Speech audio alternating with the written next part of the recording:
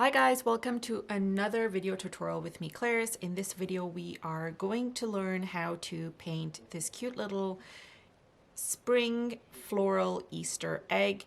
The whole idea behind my tutorials are to show you a technique, show you a flower, show you color combinations, all those sorts of things, create something pretty, but then also be able to use these skills you learn here and apply them in other projects that you may have, whether you're painting for fun or otherwise. Before I begin with letting you know what supplies I'm using, I want to remind you really quickly, if you like fun videos like this, watercolor, DIY cards and such, please hit the like button and subscribe button. You will never be disappointed. I've got hundreds of videos on here, on my channel here, and then new videos come out on a weekly basis as well. So let's begin. We will quickly go over my supplies for my postcards.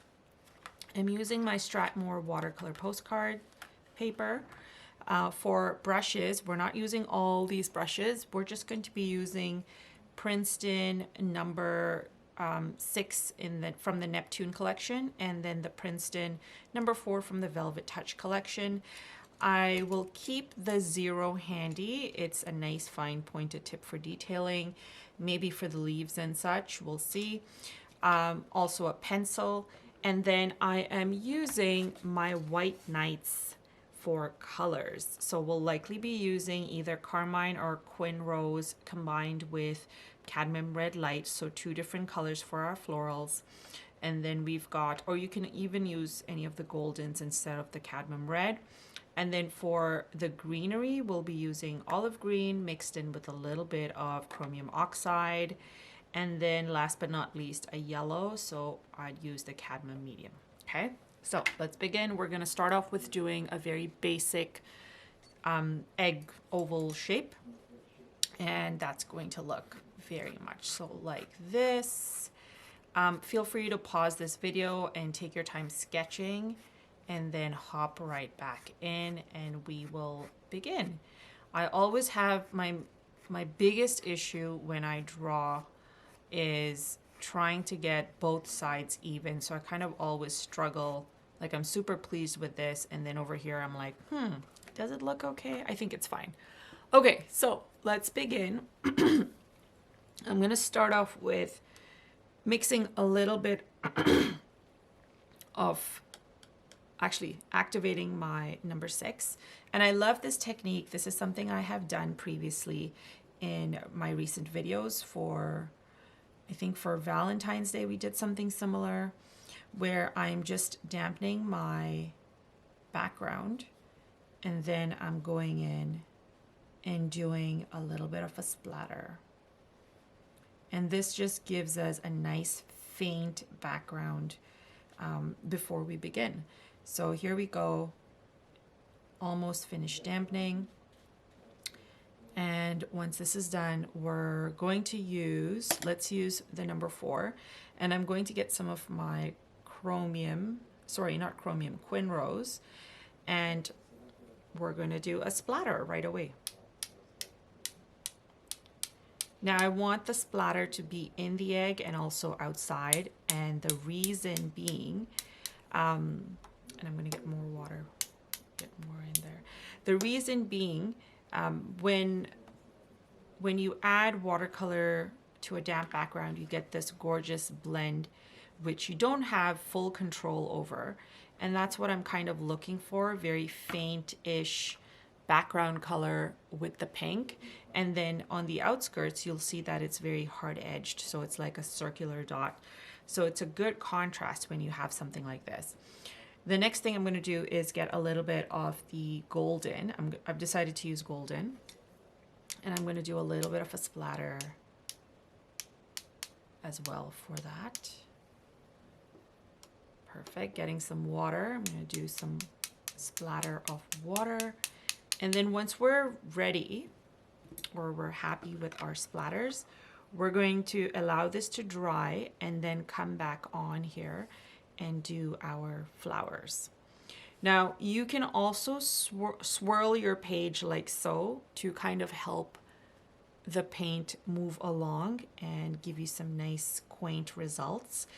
and it's almost like that tie-dye effect.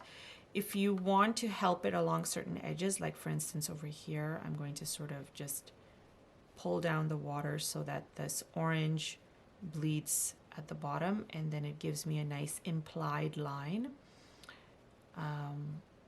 Yeah, that's also something you can do.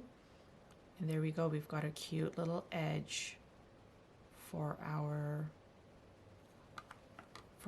egg. So we allow this to dry, and then once this is dry, hop back on and we will start painting flowers. So it's dried up and this is what it looks like. Look how we no longer see the little spots.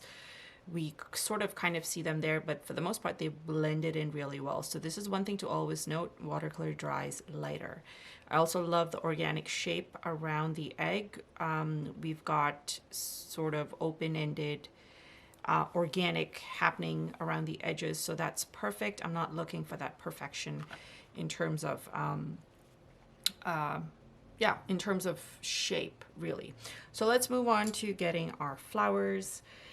Keeping this super simple and short for you guys because it is simple and easy enough. So I'm taking my number 4 and we are going to get, let's start off with using the Quin Rose, and I'm going to get some of that Quin Rose on here. And so I've gotten it directly from my color cake, and all I'm going to be doing is picking certain areas around my egg to create 3 little spots like so. So I'm going to do one here. 1, 2, 3, and then sort of lightly washing off my brush so that it's not very dark, getting some water on it, dabbing it a little bit onto my paper towel, and then extending from there and pulling out into 3 little organic petals. Turn around your sheet if you want to get better coverage.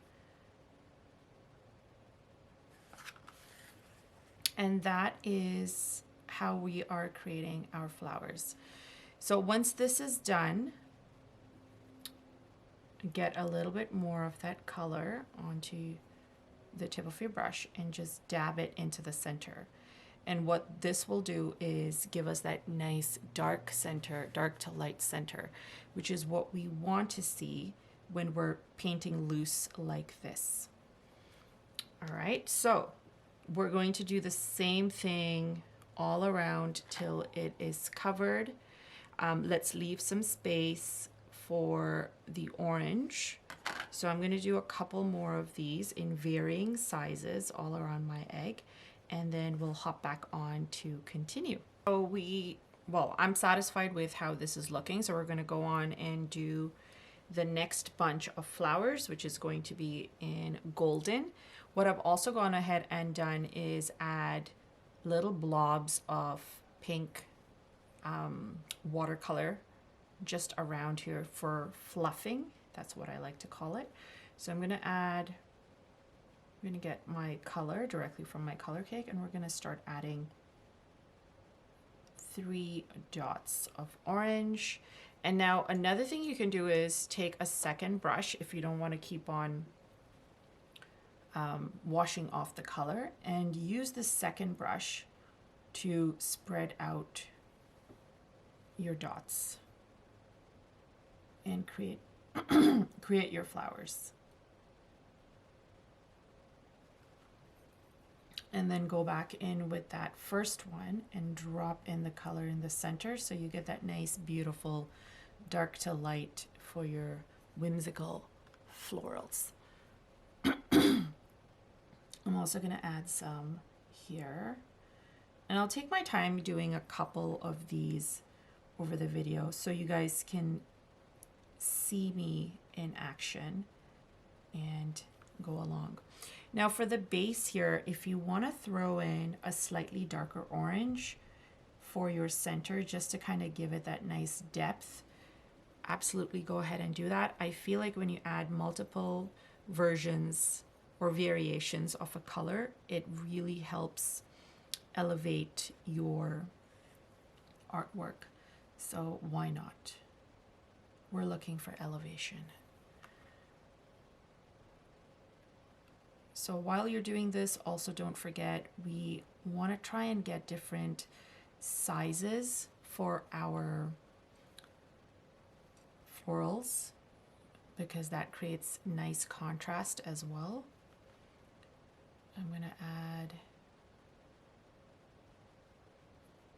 3 tiny dots here, and I'm going to try and make this like a smaller flower.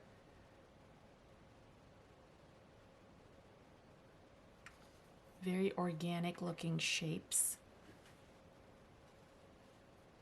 And it's coming along nicely.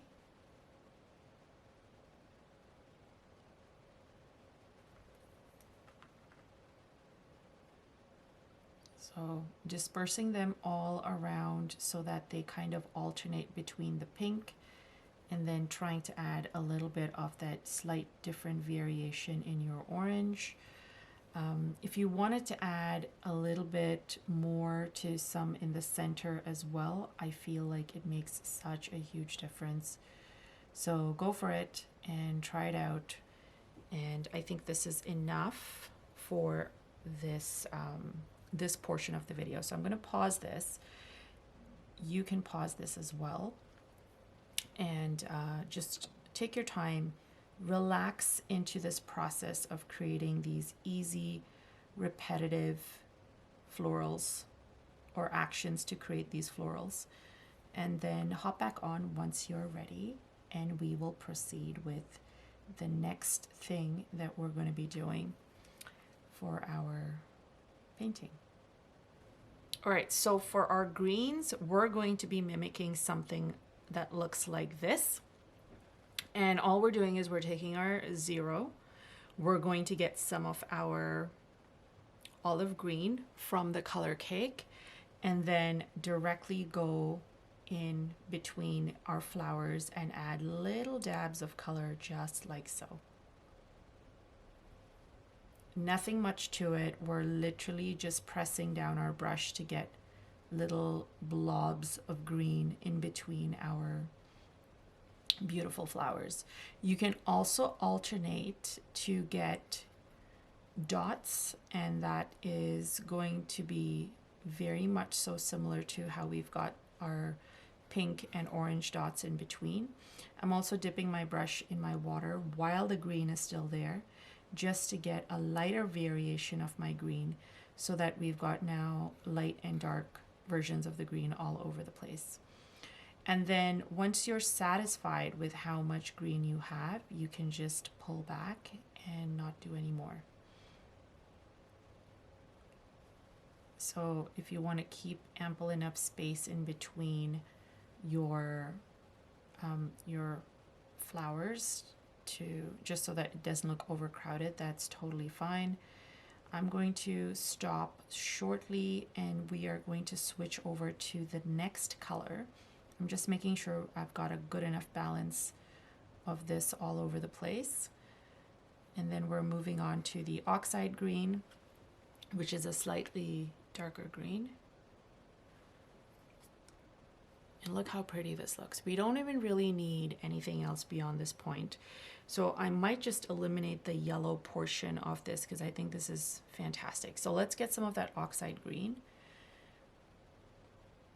And so it's not super dark, it's like a medium green. And all I'm going to do is paint in little lines like this, which are going to be stems. And then from those stems, draw in or paint in our leaves. So we've got the standalone leaves with the olive green, and then we've got the oxide leaves, which are on a stem. Again, I don't really think it needs anything beyond this, but here's another element you can add if you feel like you need to.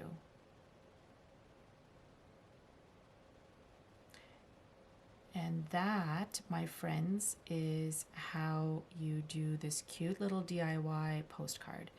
So I hope you guys have enjoyed this. Don't forget to hit the like button and subscribe button. There's lots more coming your way.